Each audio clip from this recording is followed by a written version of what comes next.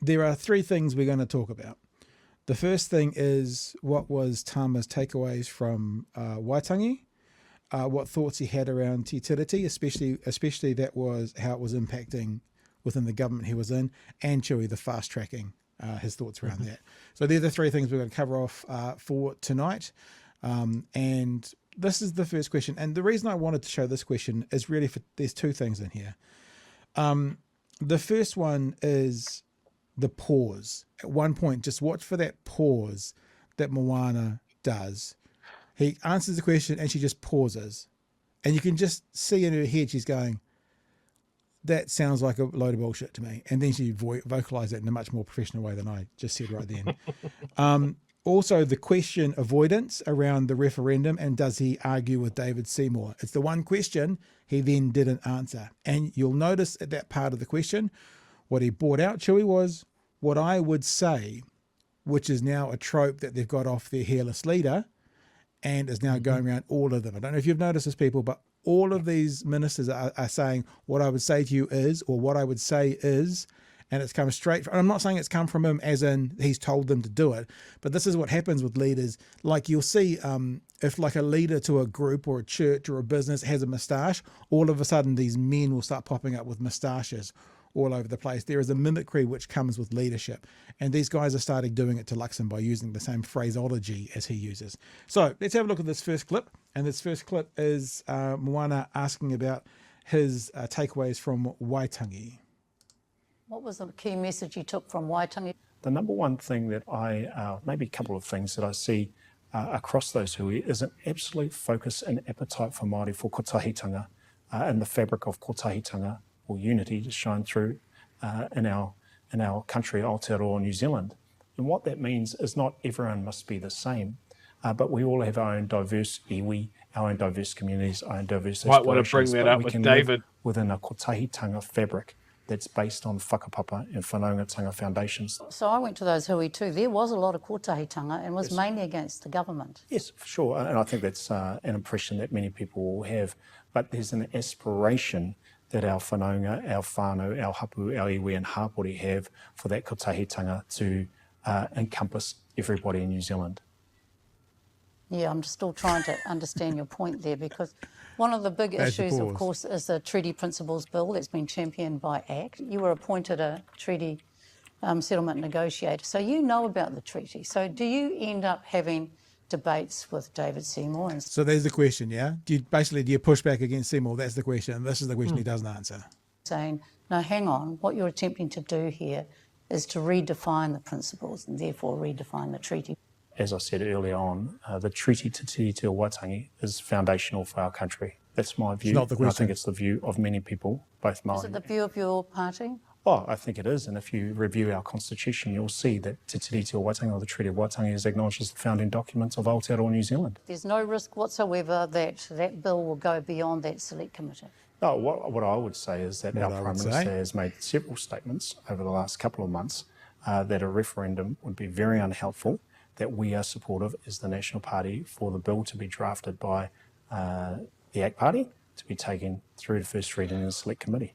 Given your background and all you know, would that be a bottom line for you? I'm very clear on my views on the place and space of Te Tiriti o Waitangi and the Treaty of Waitangi in our society, past, present and future. And I'm willing to have a very reasoned and professional debate about that. So, question number one, Chewy. It's a really interesting dynamic watching Moana with Tama, because on some level I get the sense that she's been quite respectful of him and he's been quite respectful on her. Probably a Māori thing going on there, that I don't sense that if it was like a David Seymour or a Chris Luxon would be the same kind of genteel, polite. She's always polite, but there was she didn't, you watched the whole thing as well, tell me, I didn't feel her really go in at any stage and just really nail that down. Because, man, it's like the great question, do you push back against Seymour? Not really answered. Tell me again, what happens around, how does he get to say these things? How does he get to represent this issue with Maoridom within your government? You know what I mean? It was like, it was very polite and genteel, and that's Moana style, right? Polite and genteel sort of conversation with lots of good information though. Your thoughts? It's one of the things, and again, just to hammer it home, I do urge people to go and watch this whole interview. It's really, really interesting. One of the things that I love about Moana's interviewing style, as you've mentioned, is generally quite gentle and respectful. But what she doesn't say could fill a book.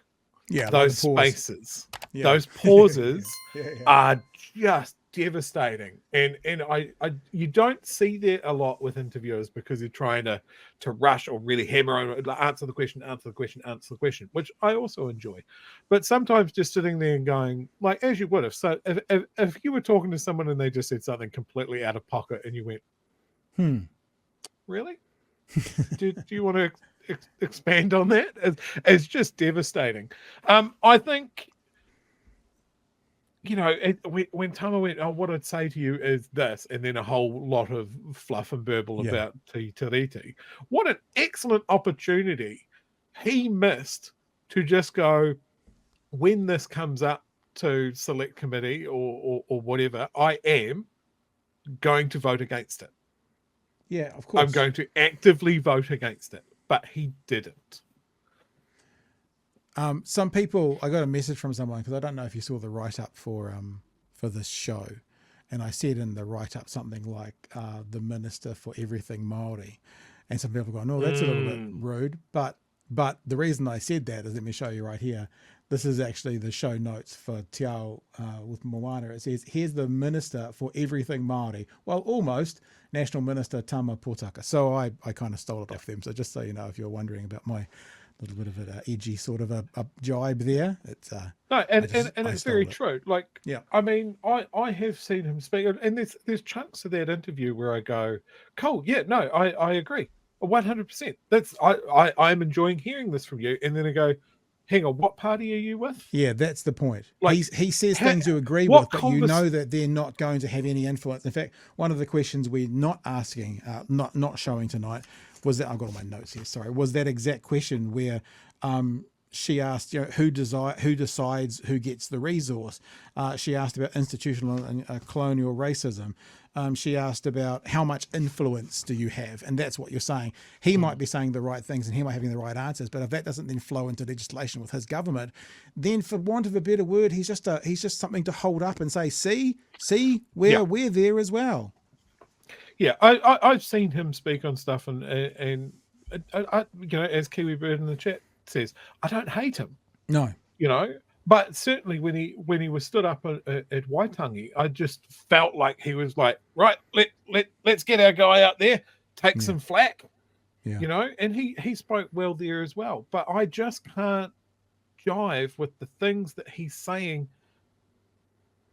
with the things that the rest of his party is saying, and the rest of the coalition partners are saying. Yeah. I'd be like, if you believe this, man, and this is what you're dealing with from your side, I'd be fuming. I'd be throwing chairs through doors. This is why I'm not a politician. Very hard to work with.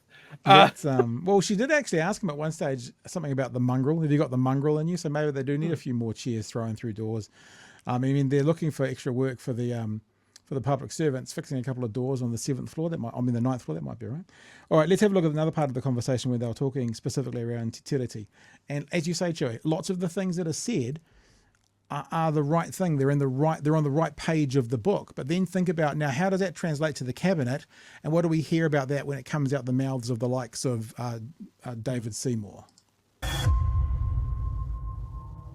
Do you believe Māori ceded tino rangatiratanga? No, we never ceded tino rangatiratanga. That's why it's preserved up in Article 2, or Whatutuarua, of the Treaty of Waitangi. And I know there's a lot of other documents as well that reinforce that sense of tino rangatiratanga, and also the movement that we talk about being mana motuhake. How relevant is Te Tiriti now in 2024 when we are dealing with public sectors, when we're dealing with health, with justice, with education? So someone who is bilingual, someone who has that passion for the Māori language, for te reo.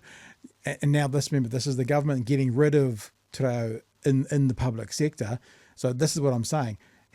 His answer is not going to be the wrong answer, but then you have to attach that to who he is speaking on behalf of.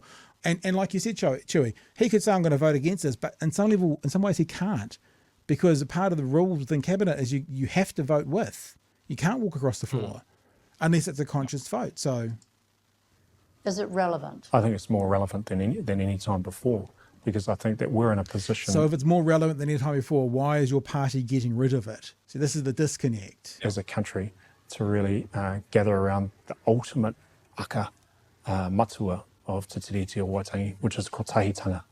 That isn't for just for Māori, but that's for everybody. But ultimately, Māori are fundamental, Te Tiriti are fundamental to Aotearoa New Te Rene, is, was, and will be. I know you've only been in here for 5 minutes, but when your kids, come here for your valedictory speech, what do you want to say to them? I've tried to be the best Māori I can be and the best New Zealander I can be. And I can only be the best New Zealander I can be if I'm the best Māori I can be. And what does being Māori in this place look like? Is making sure that our identity is not only preserved, but it also evolves over time, and that we are acknowledged, or we are set as a fundamental part of the country's future. How do you fight? That's an interesting one, eh? We are set as a fundamental part of the future with a government who's trying to denounce your special place in this country and make you no different from the Canadian migrant that just came here. So what he's saying sounds right. What his government's doing is incongruent with this conversation that he's putting out there. For that? Well, I think people feel traumatised and people feel vulnerable, and that for me is a message that I must be a more strong advocate and contributor to Māori success. It's been 2 years since we had our one and only conversation with the Prime Minister. Oh, right. Do you think you could put a word in for us with your boss? I've put it all with his team. Yeah, we'll just leave that one in there for the end. There's one more clip to come, but this is the vibe we're getting, and Chewy, you're saying it as well. It's like what he's saying, there's lots you'll agree with. What his government that he's a part of and a minister in is doing doesn't align with the words we're hearing. And that's a problem. And that means, this is a horrible term to use, but he comes across as a bit of a token Māori, because it's like we'll hold him up, but here he is. Now what impact can he have? Oh, none. Now, nothing he says is going to be taken into account. That's how it feels. Maybe I'm wrong, but if all those words he was saying in this interview were taken on board by the government, they wouldn't be doing the things that they're doing. And through this interview, one of the things that was frustrating is half the time, and Moana pointed it out as well, he was basically saying, well, we can't do it. I'm paraphrasing, but we can't do anything about it because that was a coalition position agreement. So we had to agree to those terms and conditions. Like, well, dude, Mr. Luxon, if you open the door, you own it. Sorry, you can't. That's not a defence. Before we go to this last clip, Chewy, is there anything you want to add in? I just want to circle back to that excellent question of like, what is it to be Māori in this place? Yeah. And I don't know if I'm just completely out of order here because I'm Pākehā. I don't know. But what I would think with the challenges that Māori have with how they have been treated and how the treaty is treated and how the government has done so much over so long to minimize Māori and minimize that treaty and that sort of thing, is you have to be big. You have to fight so much harder because the deck is stacked against you. Yeah. And that's what I would want to say. And like, even if his, like we talk about, you can appreciate why someone is on the other side of the argument, so why someone's on the right while we're on the left. There are clear and acknowledgeable reasons for doing that, and someone can argue those points, right? And that applies to Māori just the same as it does everywhere else. But he should be, in my opinion, making as much noise and ruckus for things that are important to Māori on the right that the Māori Party are doing and the Green Party are doing for issues for Māori on the left. And he's not. I mean, he's very new, but that shouldn't stop him either. There are a lot of of new Māori MPs that are making a lot of noise, and like, if they're not going to give you space, then take it. Start throwing elbows. You know, force your way to the front. Like, we've had over 100 years of finding out what white people want for this country. You know, don't be apologetic for it. Go for it. I, like, as a white guy, I want to see it. I want to know. It won't bleed through by itself. I won't find it unless you're screaming it and making me understand it. Well, either side of the aisle that you are. I think that's completely right. You're spot on. There's one chat here that I will highlight before we go on to the fast track conversation, and that's coming from Gold. Gold just says out of the blue, I heard this somewhere, David Seymour is apparently the worst human example of a human being. Sounds about right. Thank you for the super chat, Gold. It's just, he heard that somewhere. I'm not sure where Gold heard that, but he heard it and he just wanted to pass it on. Strange, interesting. Okay, last clip we've got from Moana, and as I said, to be honest, I started watching and I've done 1, 2, 3, 4, 5, 6, 7, 8, 9. I found 10 possible clips. So it's really worth going and checking out for all the different questions and stuff that are in there. This is, and like, you might find a conversation and go, Pat, should I have shown this? I agree. I should have. We only got a certain amount of time. The part of the conversation, Cherry, they had about fast track consents and approvals, I thought was really interesting. It's about 3 minutes.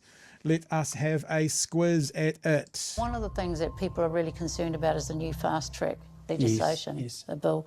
And that'll put a lot of power in the hands of 3 ministers. And I see your faces popped up there, kind of a little bit muted. Inset. I think, have they mucked up the design, or are you just kind of like a little bit careful? Had you not seen that? I had not seen that, but I oh my God, that's fucking hell. Yeah, because you don't want to give this minister, like, you don't want to give this minister the full amount of presence, literally in the background if you could. You know, we'll keep going. They mucked up the design, or are you just kind of like a little bit careful there? What happens when, say, there's a push for permits and seabed mining? And Taranaki iwi have been, up in arms about that for many years. Yes, my people. Yeah. So what happens there? Well, I think what you'll find is that over the last few years, a number of projects have really failed through RMA processes or conservation processes or other things. There's been a bit of bureaucratic molasses. Now, the question is, if they've failed through the RMA process, does that mean there was good reason for them to fail? In other words, they could have been harmful to what they were trying to do, or have they failed purely because of bureaucracy and I dotting and T crossing? This is the question. Again, just like we were talking about earlier, why have they failed? Because if they've failed the RMA for bloody good reasons, in other words, reasons that would make the environment or where they're planning on being done less safe, then yes, they should fail. And if what you're saying now is you want to get rid of that, that means you're talking about unsafe practices that will now get through. It all comes down to the why. It all comes down to why did they fail? Did they fail for a good reason? Did they fail because of bureaucratic nonsense? You don't give us this part of the conversation, politicians, and we need to know it to need to be able to actually make an informed decision. Describe it that way. So Ruakura in Hamilton East, the great city of Kirikiriroa, was a project that Tainui Group Holdings, the holding company for Waikato Tainui, was really pushing. And the council effectively said, well, hang on, that doesn't really suit the RMA and our needs. And so Tainui Group Holdings had to come to Wellington for 3 years, spent $3 million arguing for the Ruakura project to be put into the district plan. Now that's a great example where essentially the vitocracy has taken over. The bureaucratic molasses has made it harder for an iwi project to proceed. That is a lot of power to leave in the hands of a very small group of ministers. Yep. Where are the checks and balances? Where is the compulsion to have iwi at the board, on the panels or anything like that? They're going to handpick whoever. Well, I think there's a bit of water again to go under the bridge until we see the composition of the panels, but there are different stages, and I expect that both the conservation as well as iwi Māori interests are given elevation in these processes. How much input have you had into this bill? I've been involved in along with my office and the various agencies that are under my bailiwick, under my remit, in shaping and drafting and engaging on the appropriate wording for that bill.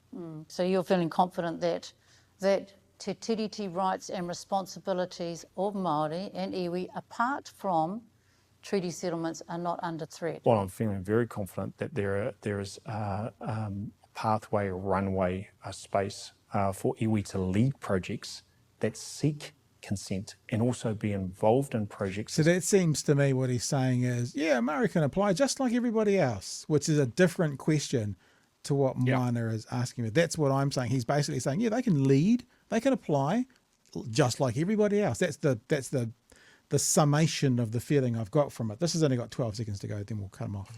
Co-investors or maybe co-designers. It's a different thing though. No, I'm getting to that. Co-designers, and also to participate in projects that we are not investing in or investing through, but to have input, to have engagement through those processes. There you go. So that's the 3 clips I'm going to show you. But yeah, so and as Moana pointed out, it was a different question. He was basically saying, of course Māori can be involved, where she was saying, as I understand it, it felt like she was saying, Māori have a special place in this planning process, thanks, because of te tiriti. So what about that part of it? And his response was, yeah, everyone can be involved, Māori as well. I'm paraphrasing. Shall we? How much input do you have into this? Well, judging from my photo, about 20%. But let me say this as well. The RMA stories, I'm sure that there are some cracker RMA stories out there where bureaucracy goes over the top.